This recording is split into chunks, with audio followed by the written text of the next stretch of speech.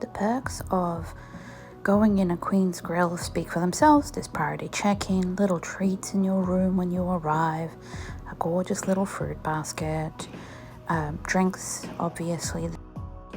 How do you use the machine? I don't know. All right, let's find out. So, I guess you get this little cup. yeah. All right. Illy blend. I fed your milk. So, Give it a go. I won't. Yeah.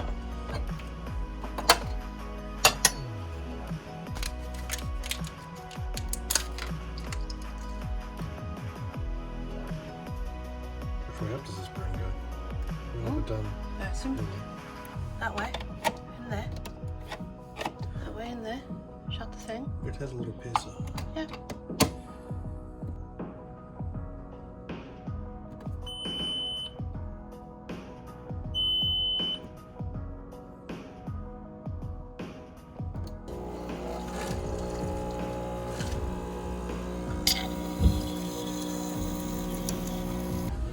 $4106 and $5196. But the best perk of them all is obviously dining at the Queen's Grill restaurant. The menu is amazing, but you can order off menu. And if your request is within reason, they will do everything they can to fulfill your wishes. Feels like a stout. The quality of the food is extraordinary. There are hearty meals, there are comforting meals that are exactly what you think they're going to be, and then there's a range of exciting desserts, some traditional and others really beautiful and more modern. The flavor palette was obviously quite interesting. There was a really nice range of teas. We also enjoyed the setup and just dining in such a beautiful and amazing but always changing environment. So depending on your group and your party, you can be seated together, or you can obviously request seating with other people, and there are some private seats obviously there as well. The atmosphere within the room and then the lounges is really old worldly. We also took the time to go to the pub a couple of times. Husband loves a good beer, and unlike a lot of the cruising pubs, this one also had its own menu and its own separate kitchen. Where are we, Andrew? We at the Golden Lion pub. And I have a pint of hobgoblin. And the canapes, well, they're everywhere. They serve them in your room. Talk to us, Victor. Yummy.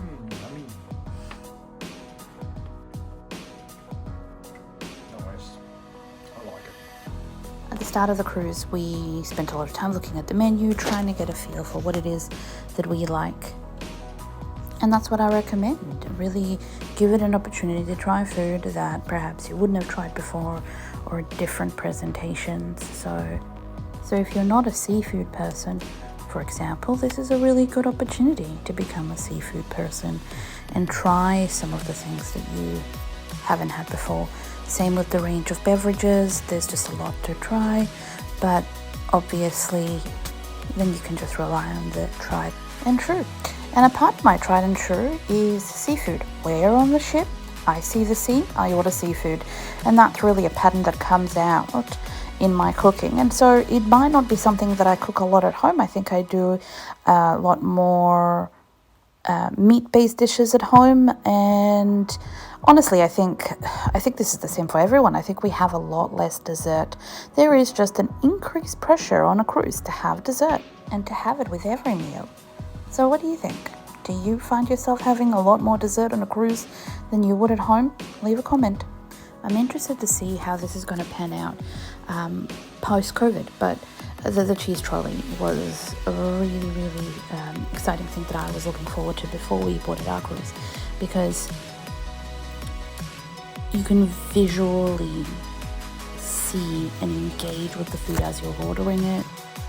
And this is the thing that I think makes cruising really special. It's that there's all these dining experiences, you know. Maybe you wouldn't sit over the dinner table for an extra hour with some chocolates and a cup of tea at home, because you have to do the washing up. Okay, as you can see, it got a bit rocky here, but this is something that I did get to take time to do on this cruise, and it was wonderful. They have amazing selection for breakfast. Lunches can be as complicated or as simple as you would like. The steaks are spectacular, absolutely spectacular. And there is obviously the Princess Grill. If you're a Queen's Grill guest and you want to do the afternoon tea or the high tea, then that will be still held in the Princess Grill, but it's a really nice experience. We greatly enjoyed it. The range of teas was spectacular. The food was really lovely, and the staff are just so incredibly friendly, and they're just always there to make this a special little treat, basically. And yes, we are aware of how ridiculous we look, that we're all taking pictures, but that's the thing. It is an experience, and it's an experience that you can share with friends and family while you're there on your cruise. The canapes obviously continue throughout the day. They're brought out almost at every meal. The other off-menu item that you may want to order is the caviar, and it's an entire experience. There's obviously proper caviar serving spoons, there's all the usual accompaniments, and this isn't just fish roe, it's proper caviar, and you can kind of taste that difference as you're sitting at the meal. A lot of the salad dressings as well will probably be made at the table.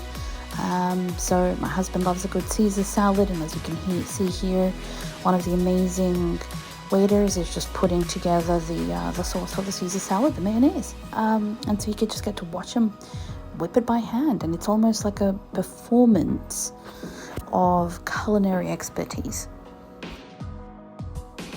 And that's the best thing about cruising. I know I keep saying this, but for somebody to take the time in today's busy day and age to make mayonnaise from scratch, it's extraordinary. I suspect it might be awkward for some people to have somebody there making the food at the table. What about small talk? But really, it is what you make of it, and leave a comment. Let me know. Maybe it's something that you think is an amazing experience. Maybe you just do not want people standing at your table preparing the food for you. But as you can see, we really liked it. We really enjoyed it. We had a number of different dishes that were being prepared at the table because we liked that interactive experience. It's tweaked to your taste as well. So as part of the interactive experience, you're asked questions. Do you like this flavor? Do you like that flavor? And you get to respond, and it gets amended. It also gives them a really good responsiveness to different food preferences and allergies. So I think this would have been sous vide, then roasted, then it came to the table to be finished and then served for us. It's wonderful, wonderful flavors.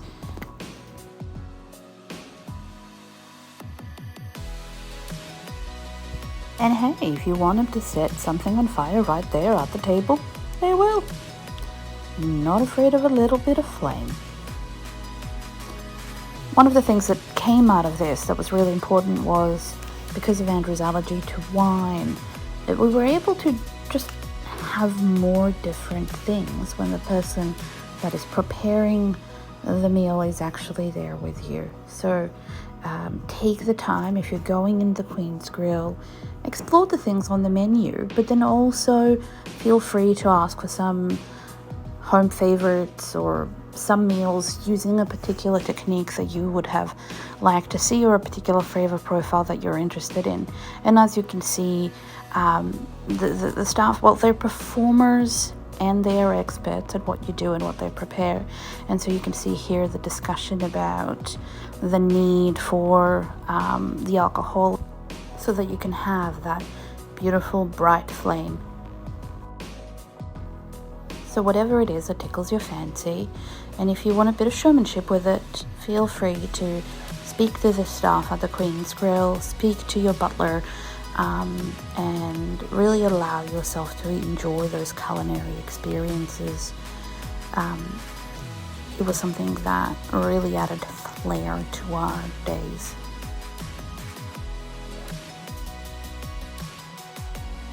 Because it is fixed seating, you are likely to have the same waiters throughout most of your meals.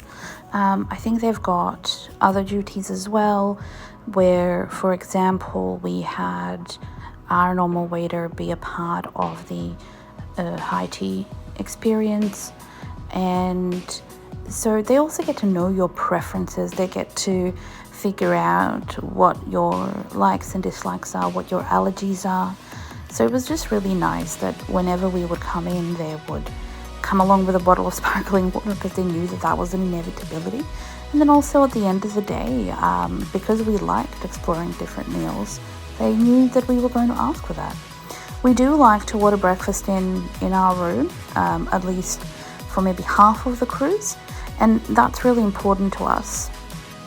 Oh, so this was a delicious shepherd's fish pie that is just being plated up here. So I find that quite intriguing. So it comes in a plate and then they plate it up for you. There's just more desserts and more desserts and more desserts. And then more canapes, and that is just the inevitability of going on a Cunard Queen's Grill cruise. I think you could see a theme here really emerging, and maybe it's because I've tried really hard to make sure that you can see every single meal that we had while we were on board. But there is a lot, if you are a foodie, there is a lot of food related activities and things to do on these cruises, and lunch or dinner tends to take a few hours. It's not necessarily get in, eat something, and then get out process. And I suppose it could be if you wanted it to be, but that's for your other cruises, I think. Not on a Queen's Grill on Cunard. Instead, you sit around that table, you dine with friends, you drink with friends. There is entertainment, of course, and there are specialty restaurants. So there's the Verandah. We did go and dine in the Verandah, which is a steakhouse styled restaurant. They have a really good menu. There is an educational portion of it as well. They come, they bring the steaks out of the table. They tell you about the provenance of the butter. This was a smoked maple butter. And the food is beautiful and really interestingly put together. We did order the extra seafood platter. I think in one of the earlier comments somebody said, did you have to pay extra for that? And the answer is yes. But if you have a look at the sheer volume of food that arrived, it is absolutely worthwhile just having that experience and paying extra for that platter. So if you have the opportunity, absolutely jump on it. We did also do the theatre box, and as part of the theatre box booking, you do get a little bit of, some sweet treats, chocolates, chocolate covered strawberries, and that is really, really lovely. We chose also to dine in a couple of times, and I recommend you make that experience on your balcony something to count. There is different cuisines that are available and different afternoon teas as well. So it is just a matter of giving yourself that opportunity to sit and enjoy throughout the day and across the different venues. This is the Cunard Queen Victoria Gin and Tonic.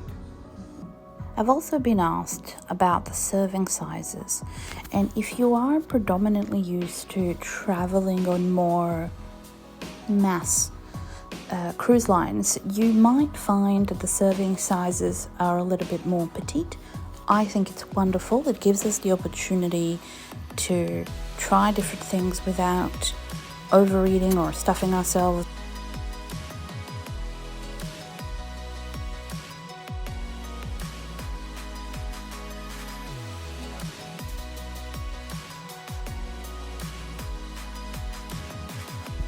There was a lot more offerings of donuts and sweets for breakfast than I would have anticipated, but that's just because we are a savory breakfast kind of family.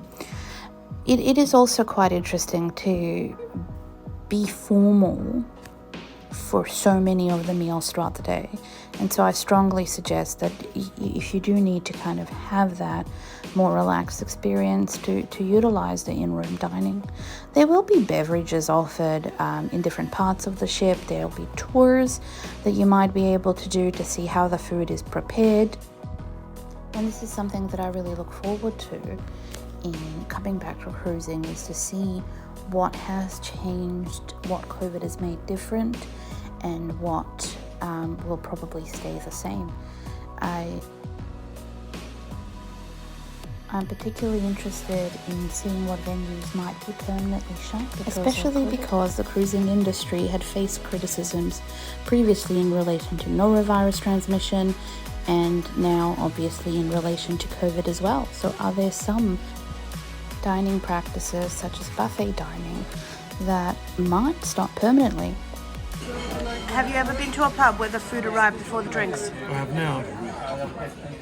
We're back for the burger. I'm having a non-alcoholic beer. We're very excited. Andrew's already started eating.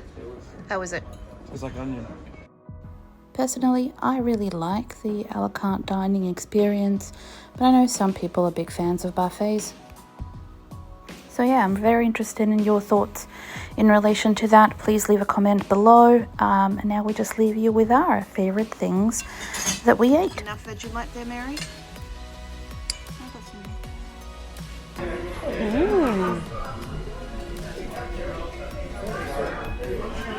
What are we doing?